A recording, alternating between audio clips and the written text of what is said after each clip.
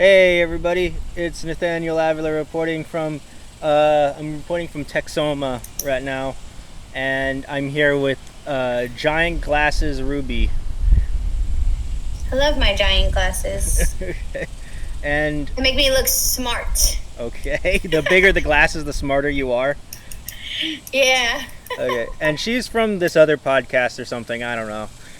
Uh, so what are we? What We is? just love podcasting, don't we, Nate? Oh yeah, what's your next? What's this podcast all about?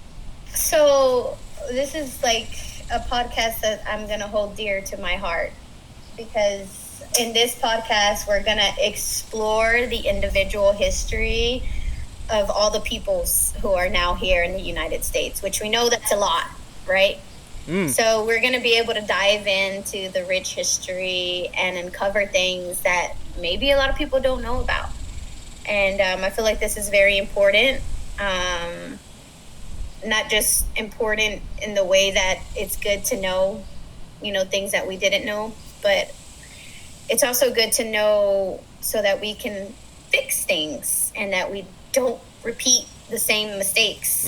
Because then it feels like history is just in a loop. Oh yeah. And we're going over and over and over again, and that's insanity, basically. Mm-hmm. So in this podcast, we're going to be able to dive into each culture, and since we are beginning with this first episode, we're going to go ahead and talk about our culture, which is the Mexican American culture, right? Yeah. Yeah. And it's gonna be multiple episodes because there's a lot. Yes, and hopefully we will have guests, honored guests that come on, when we have to speak about the other cultures.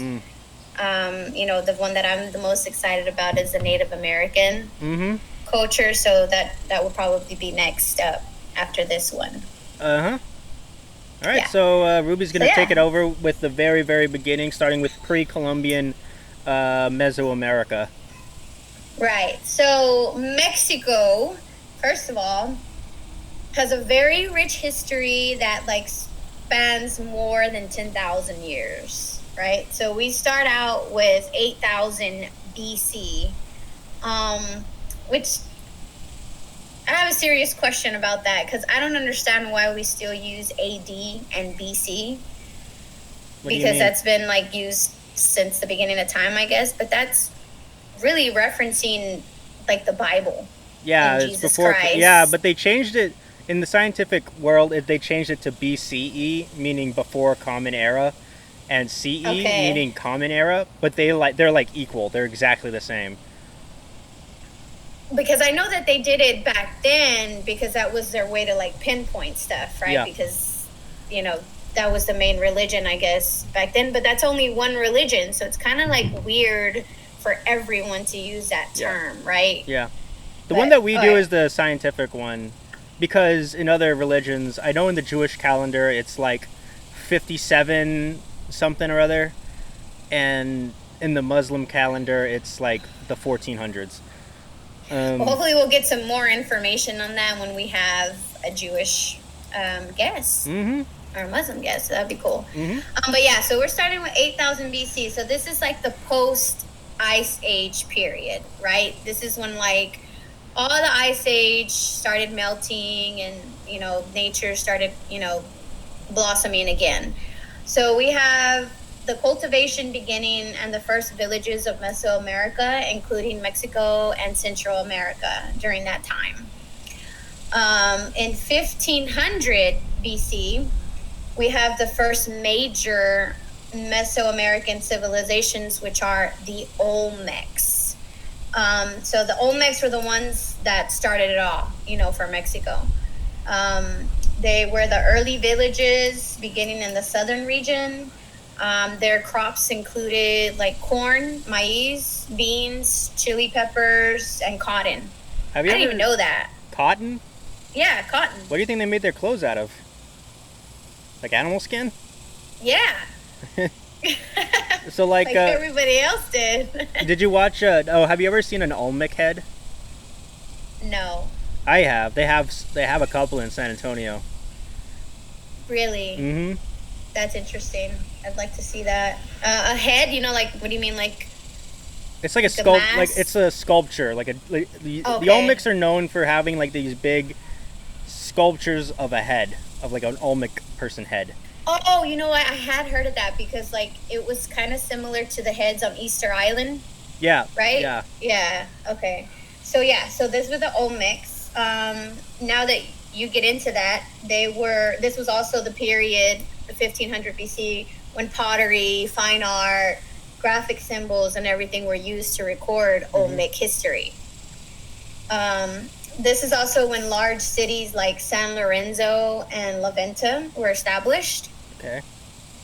Then we move on to 600 BC. And so all this time, the Olmecs are the ones that are, the dominant, tribe, I guess you want to call it. They were the big dogs. Right. They were the ones that started it all. So around 600 BC, all these other regional groups start to form, such as the Mayas, Zapotec, Totonac, and Teotihuacan. Those are all the civilizations that start forming, but all from the common Olmec heritage, right? So they all start forming under that Olmec heritage.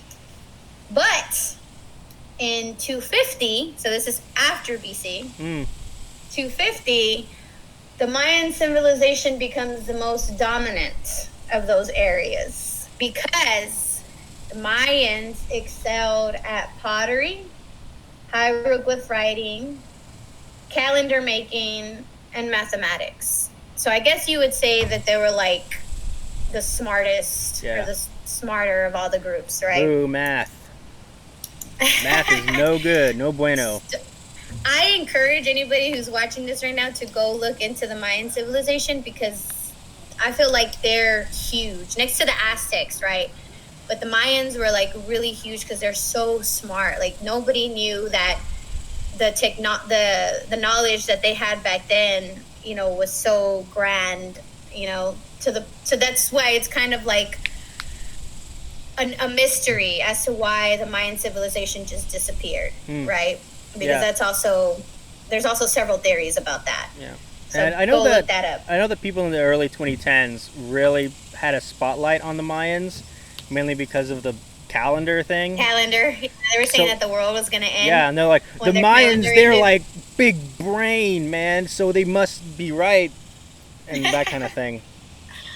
No, I really feel like what happened is something logical, because there are some theories where they're like there was a drought and, people just kind of started moving away from that area. That's probably most likely what happened.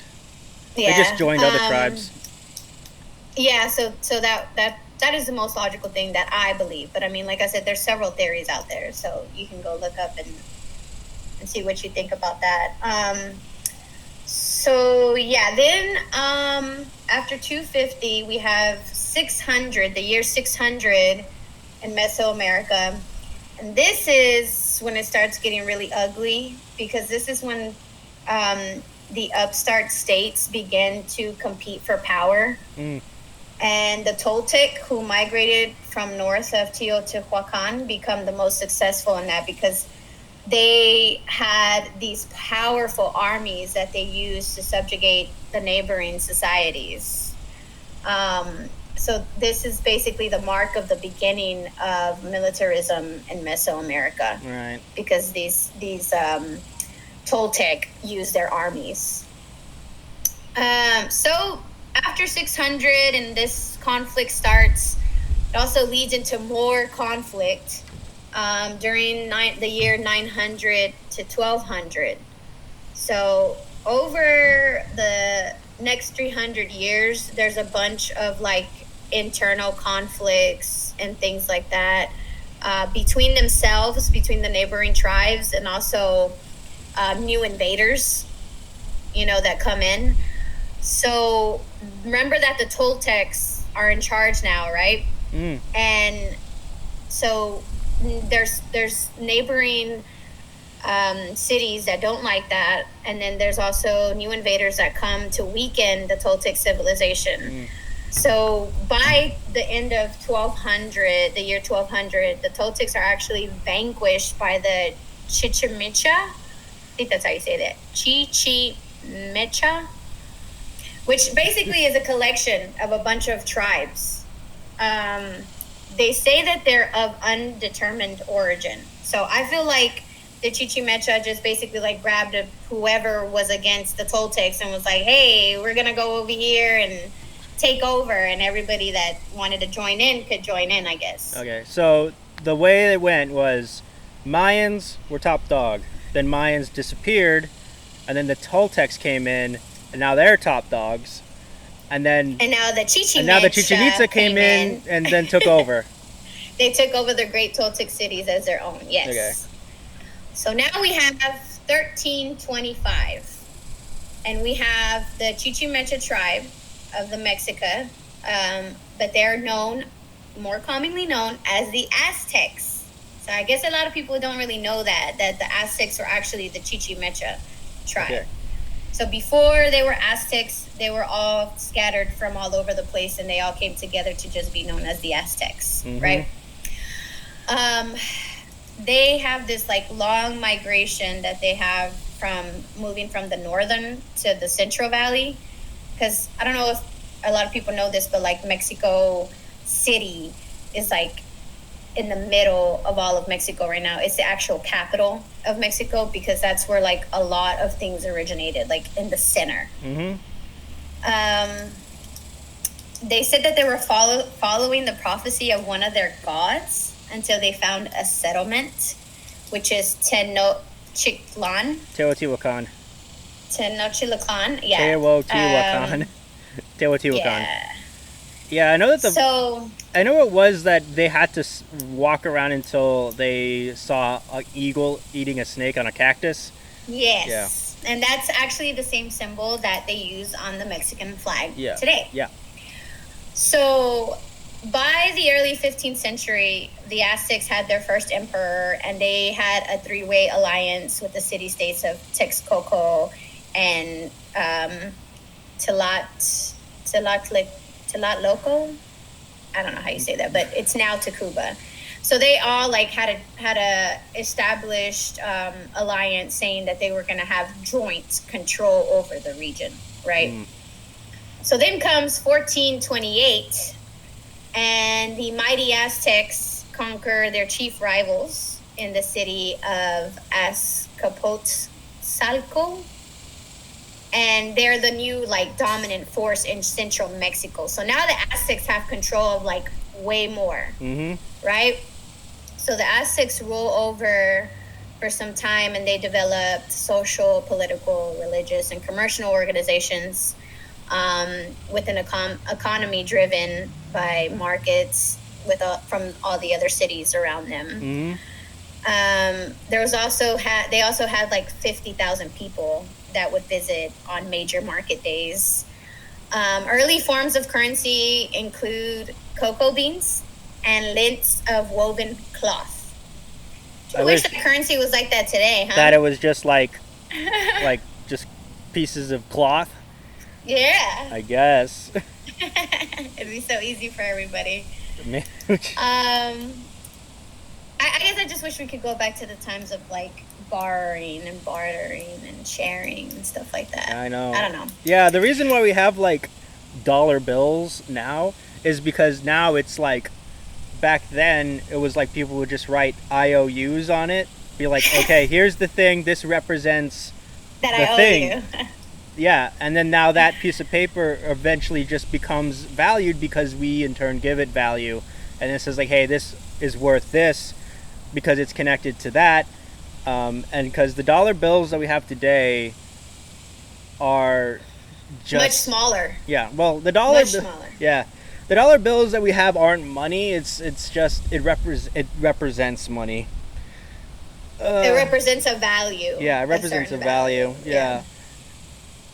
All right, what happened next? Okay, so continuing on. So during this time, like the Aztecs are like thriving, right? Their civilization is like growing socially, intellectually, and artistically. Right. They have their own language. So I know a lot of people think you come from Mexico, you spoke Spanish. We did not speak Spanish at the beginning. Yeah, it's Nahuatl. Nahuatl, which was the dominant language in central Mexico. Although they said there were numerous other languages that were spoken, right? They also had like really beautiful headdresses and attire that they would make. They'd make like precious stones they had precious stones, like particularly jade and turquoise. So you can imagine like how lavish, this civilization was at this time, right? They also had many statues, of course, and landmarks that embodied the civilization's unfailing devotion to its many gods. So that was one thing. There had several gods back then. They didn't have, a Catholic religion or anything like that. They worshipped several gods. Then we have February 1517. Now, this is when the first European visits Mexican territory. Okay. He arrives in the Yucatan from Cuba with 3 ships and about 100 men. Of course, the local native population is, they clash with the Spanish explorers, and they kill some 50 of them and capture some more. So he reports this back to Cuba. Then they're like, the Spanish are like, oh no, we're not going to have these natives killing our people. This we get to take whatever we want. That's how this world works, right? Okay. So Diego Velázquez sends a larger force back to Mexico under the command of Hernán Cortés. So Cortés, of course, just like the Europeans, they're driven, in desire of finding all this riches and spices and other resources, right? Of course. So in February 1519, 2 years later, that's when Cortés set sail from Cuba with 11 ships and more than 450 soldiers and a large number of supplies, including 16 horses. So upon arriving, they take control of the town, Tabasco, where they begin learning about the Aztec civilization. And at that time, it's ruled by Montezuma II, the second, right? So one thing that Cortés did is that he defied the authority of Velázquez. Velázquez, there was a European governor. And so Cortés goes out on his own. Like, Cortés wasn't even supposed to do this, but he goes out and finds the city of Veracruz with an entourage of 400 people. With an entourage of 400 several captive members of the native population. Notably a woman known as Malinche, who serves as a translator and becomes Cortez's mistress. How she became Cortez's mistress, I know that it was not willingly. Okay, so they need to change that in here. Cortés, basically, because this is something that was in my son's 5th grade history book. It literally says that he used that Malinche person, the Native American woman, to help not only translate, but in order to help conquer them. So he's basically using one of their own to help him conquer her people. What a traitor. Yeah. So he begins his march into Mexico, the middle of Mexico, using the strength of his armies, with the translator woman. So by November 1519, a couple months later, that's when Cortés and his men arrive in Tenochtitlan, which is the middle. And they're actually welcomed. They are actually welcomed by Montezuma, right? Because they say that the Spaniards' resemblance to a legendary light-skinned god. So they at first thought that this was a prophecy that was being fulfilled. This prophecy was this light-skinned god king whose return was prophesied in Aztec legend. But they soon find out that that's not the case. And Cortez takes Montezuma hostage, and he gains control of the city. Mm-hmm. I also read in my son's history book, I think it was, I don't know if it was there or not, but I heard that when the Aztecs first met the Spaniards, that the Spaniards smelled so bad because they had not like showered or anything, and they were like, I think they had this thing back then where they said that the more dirtier you were, like the more closer to God you were, or something like that. That was like the opposite, right, of what we say now. Yeah. But that's what they believed over there in the European countries. And so whenever they came over and the Aztecs are like right there in front of them, like, or not even in front of them, like they had smelled them from like how far away they were at the beginning. Like they can smell how bad they smelled. And so they started like lighting incense and stuff like that because they didn't want it to smell that bad, which I think is so funny, you know? Okay. So there's you know, accounts where the people were like, oh my God, look, they are welcoming us, you know, with incense and all of this. And it's like, no, they're only lighting that because y'all smell really bad. Because y'all you know? stink? Yeah, because y'all stink. Okay, so now we have, that was the capture, right? Right. Of the Aztec Empire by Cortez, by the Spanish. And we have 1808, when we involve the French somehow. Okay. Right? Because Napoleon occupies Spain at this time in 1808. He disposes of the monarchy and installs his brother as head of state. This leads to the Peninsular War between Spain, backed by Britain and France, and it leads almost directly to the Mexican War for independence. All right. Because the colonial government in New Spain falls into disarray and its opponents begin to gain momentum. All right. Well, before we do that, let's take it back a bit and let's discuss the Spanish period and New Spain. All right. You ready to talk about it? So this is what year? All right. Dateline 1540.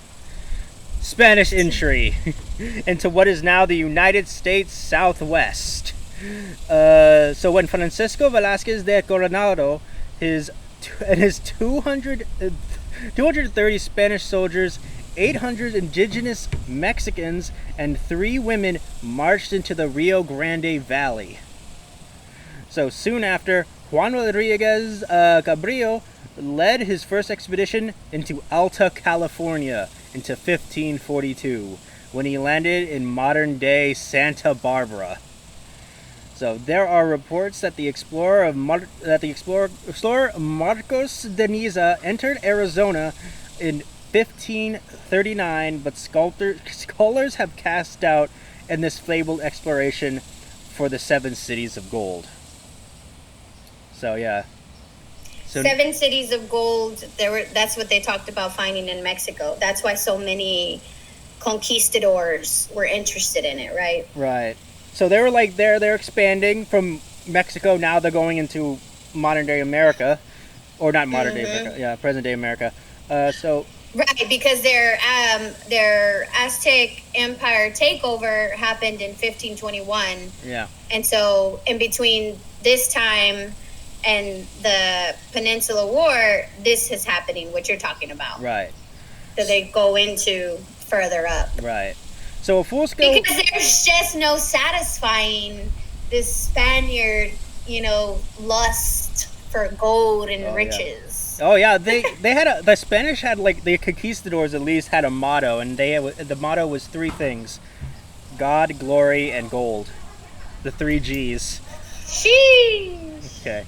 So, a full-scale Spanish colonization of the Southwest did not begin until 1598.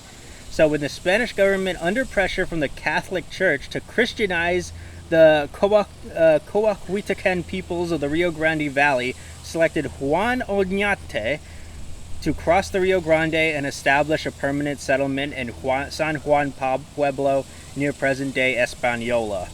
So rumors of hidden gold and silver ores in New Mexico circulated in in the lead up to the Oñate settlement, but none were ever found in the region, and the focus remained on religious conversion. So, you don't agree? I'm just like astonished. Like the Spanish not only took over the Aztec natives in Mexico, but they also subjugated the natives in America. Mm-hmm. Yeah. It's just like how, I don't know. Yeah, but their biggest thing was to convert them from their pagan ways to Christianity. Another. Hasn't been too long. Yeah, Oh, you're cutting out. Else what to do. Okay. Which is history is full of, and I hate it. Okay. That's why we're here, to clear the air. So Yes. So the first Spanish missions in Texas were founded in the 1680s around present-day San Angelo El Paso, near Presidio, near the New Mexico settlements. In early 16... Now I'm sorry, before you go again, but I wanted to say something, because I'm not sure people realize that so many things were going on at the same time. But mainly the reason why the Spanish started coming over to America is because they were trying to be the upper hand from Europe. There, you had Britain, you had the French, and you had the Spanish, and they were all like competing for territory over in America. Yeah. Because to them, it was basically like whoever had the most land, over in the New World was the best or whatever. Oh, I think Africa got the worst of it. Because they did the same thing over there. Yep. We'll go into that as well. Yeah. in this podcast, but not today. So I'm sorry, continue. Okay. So, in the early 1860s, however, conflict emerged in New Mexico as the Pueblo people rebelled against the Spanish occupation. Spanish colonization nevertheless persisted, and in 1690, new missions were built in East Texas by Alonso de Leon, after the Spanish discovered the French had been encroaching onto the territory. So this is what I'm coming back to what I just said. They were just like all fighting over territory. Mm-hmm. It's so stupid. That's a world run by men, Ruby. Everybody I didn't say it. You said it, so I'm a guy, so I can say it. But hey, that's factual. The only ones that were in control of doing things back then were who? The men, yeah. The men. Yeah. So now they're all competing on who has the biggest wee-wee. So. Yeah. Pretty much. Yeah. And just so you know, the Pueblo Rebellion wasn't the only rebellion. I know it's like one of the main ones that they mention in a lot of the history books because it was one of the ones that actually, they were successful for that bit of time. But there were several rebellions that were led by the Native American tribes because they simply were not going to just give up that easily and let them take over. But that also resulted in a lot of loss of their lives, to the point that one of the chiefs at the time, I forgot what war this was. I think it was the French Indian War. Uh-huh. I believe so. To the point where one of the chiefs from the Native American tribe was like, there's been too much bloodshed. There's been too many lost lives. I just want peace. My heart can't take it anymore. He said something like that. Okay. So that's what lets you know, like, the difference in the people who, like the Native Americans were all about peace and love, and from what I read, they really only had conflict with other warring tribes, but even at that, it was among themselves, and they could figure it out. Like, they would always end up with like peace treaties or something like that. Now we have the Spanish and the French and the English, who are ruthless, and they just want to kill. Like, they killed off all their buffalo. Like, oh my god. Okay. Well, let's see what else the Spanish did. So in Arizona, the first Spanish settlements were founded in 1691 by the Italian Jesuit missionary Father Eusebio Francisco Quino, California's first permanent Spanish settlement, Serra, and his settlement wasn't established until 1769, when the Presidio of San Diego was founded by Father Junipero Serra and his accompanying Spanish soldiers.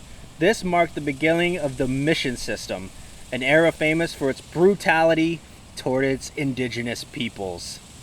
Yes, and I also read in my son's 5th grade history book. Sorry. I'm going to use that as a source a lot. Sorry, because I just recently got through that year with him. Okay. But I read that there was this one Spanish, he was a priest that worked at one of the missions. He literally walked the whole way to the California mission. He walked from, I forgot where it was, but he walked this long way. He was like one of the like really most humble priests that they had, and he wrote about how ugly the Native Americans were treated in those missions and how he didn't like it. Right. And he was like, you know, one of the ones that actually came out and said something about it. Right. And then, have you ever been to have you been to any of the missions?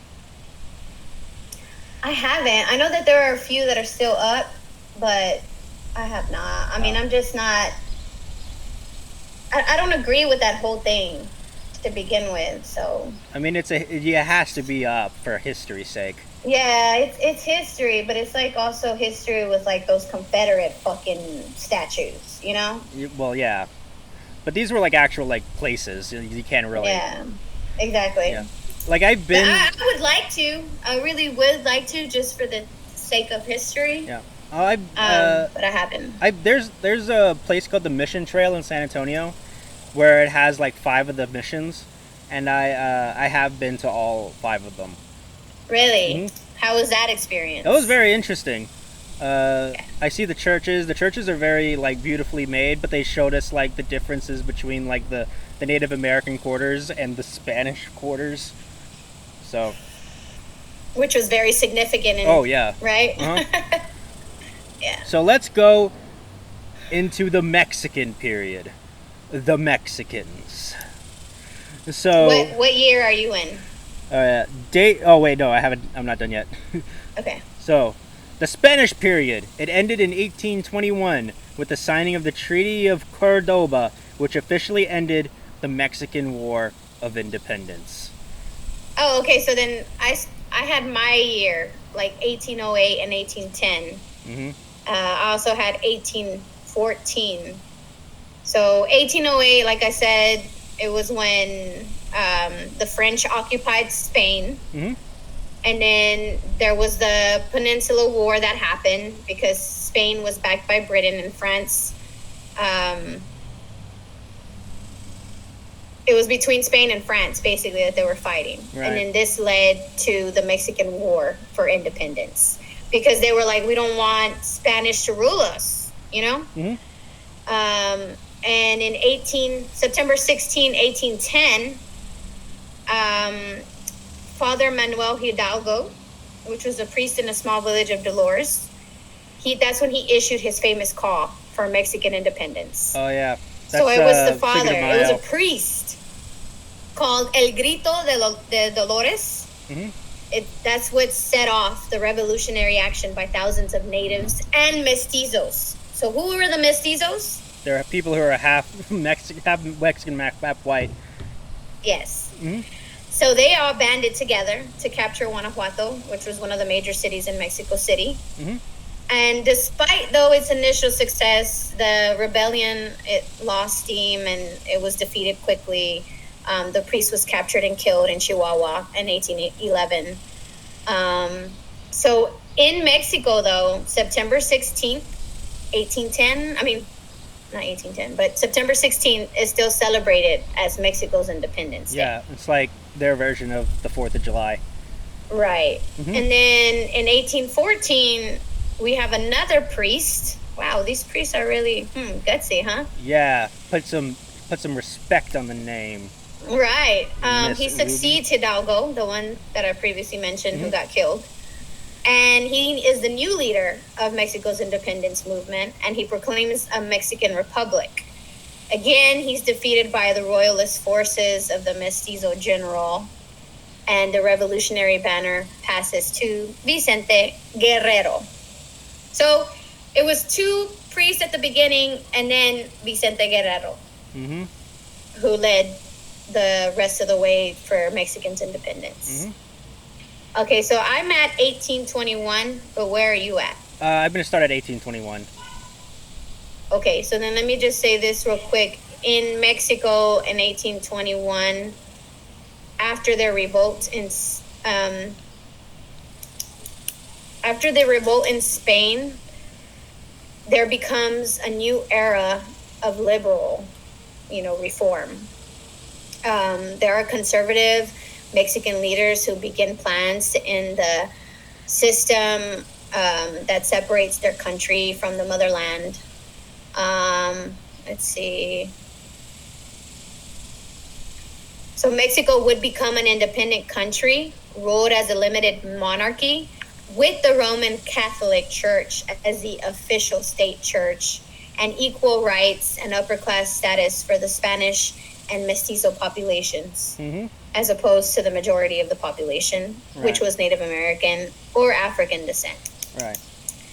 So there's like a class system that was built even at that time, where if you were full-blooded Spanish, you had the most control, right? You were free to do whatever the fuck you wanted. Then underneath the Spanish was the mestizos, which were the half, like you said, half Native American and half Spanish, right? So they were the ones that were next underneath the Spanish. Then you have the full-blown Native Americans, and then African at the very bottom. So they always had Africans at the very bottom in any freaking culture. Which bothered me when I learned that. I'm sorry. Okay. Now you can go, because that was the last I had on 1821. Okay. The next year I have is 1823. Okay. Dateline, 1821. Now we got the new kids on the block. The Mexicans. The Spanish are out, the Mexicans are in. Am I right? So the first Mexican Republic had its difficulties maintaining control over the region, sparsely populated and far from the economic political center in Mexico City. The northern territories of Alta California, Santa Fe de Nuevo Mexico, and Tejas were now free to engage in economic exchange with American traders, a practice that which had been barred under the Spanish Empire. So this newfound freedom resulted in the development of strong economic and social ties between the economic elites of Tejas, Alta California, and the U.S. of A. So Mexico's Constitution of 1824 guaranteed the equality of all Mexicans regardless of race. So this had significant consequences in Alta California. In 1824, the Chumash of Santa Barbara coordinated a rebellion against the mission system, protesting the inhumane conditions they continued to experience under the Jesuits. So, simultaneously, the elites of the state, including the Vallejos, Alvarados, and the Peraltas, urged for the total secularization of mission lands. So, now they're fighting back. Now they're fighting what? Now they're fighting back. Yes. And at the same time, in 1823, in Mexico, because obviously Nate is talking about, Mexican people in the U.S., but there's still, people down in Mexico, of course. So in 1823, we have... They disappeared. They're gone. We have the General Antonio Lopez de Santa Anna, who declares himself the new emperor of the new Mexican state. So this is after they won their independence, right? Yeah. He declares a Mexican republic. Guadalupe Victoria becomes Mexico's first elected president. His tenure, Iturbide, is executed because so we had Iturbide, who had declared himself the new emperor, right? Mm. And he was disposed by his former aide. Sorry, I didn't explain that right. So in 1823, Iturbide, I don't even know how you say that. Iturbide, because it's Mexican. Iturbide, I don't know. It's this dude named Iturbide, who earlier declared himself emperor of the new Mexican state, was disposed by his former aide, and this is General Antonio Lopez de Santa Anna. And he's the one that declares a Mexican republic. Then the first Mexico elected president is Guadalupe Victoria. And Iturbide is executed, the one that had declared himself the emperor. So when he becomes president, Victoria becomes president, he has, what's his name, Iturbide executed. Then there becomes a struggle between the centralist, or conservative, and federalist or liberal elements of the Mexican government that will continue for the next several decades. So basically, this is when Mexico was trying to get its government in the right place after they declared themselves, the Mexican Republic. Right. Yeah. So that's happening in Mexico. Yeah. Now, so you can meanwhile, go on with in America, what we're all here for. Okay. So anyway, the various natives are trying to separate church and state, and these agricultural families understood that if the missions were secularized, the church's large land holdings would be distributed through land grants by the regional government. So the Mexican government eventually acquiesced the mission system, and the mission system was abolished through the Secularization Act of 1833. Thank the Lord. We're all sad to see it go. So, as a result, the large land holdings of the missions were distributed through grants to the state's wealthiest families, including the Vallejos. The wealthiest families who don't need it. I don't know. The Vallejos, the Alvarados, the Peraltas, the Carrillos, De La Gueras, and Picos. So, the California neophytes... So if you hear anybody with that last name, they have generational wealth. No. So the California neophytes, rather than being freed, became laborers on the ranchos the Californios created. So these ranchos were compared to plantations, and the indigenous laborers were often treated worse than slaves. I don't know how accurate that statement is. I don't know either, but I know that they're trying to make it known that they were not treated well at all. This is that quote is coming from the book Racial Fault Lines by Tomas Almaguer. So if you want to, that's where that's from. What is it called? It's called Racial Fault Lines. Historical Origins of White Supremacy in California. Oh, definitely gonna pick that one up. Okay. So, during this period, California and Texas were flooded by Anglo-American businessmen. So these migrants were welcomed into the region, and intermarriage between U.S. men and Mexican women was common practice, as it was a way to secure business loyalties through familial bonds. So it's just business, Ruby. You have to marry the son of this sugar baron. Okay, it's just business. Okay, you're a pawn in my business. Okay. This has been happening to women since the beginning of time. I mean, being married off for wealth, or being married off just, for wealth. Yeah, pretty much, yeah. To be in a different class system or whatever. Oh, and power. Wealth and power. Mm-hmm. Yeah. So, yet the continual flood of Americans into the northern territories grew into an ever larger issue for the Mexican government. In 1836, less than 14 years after Mexico's independence from Spain, American ranchers in Tejas revolted against Mexico and declared themselves the Republic of Texas. So I have something in 1833 Okay. that leads into that. Yeah. Because in Mexico in 1833, that's when Santa Anna himself becomes president. Mm-hmm. Remember before he appointed Guadalupe Victoria? Mm-hmm. So now he himself, Santa Anna, becomes president after leading the successful resistance against Spain's attempt to recapture Mexico in 1829. So not only did Spain try once to capture Mexico, but they tried 2 times.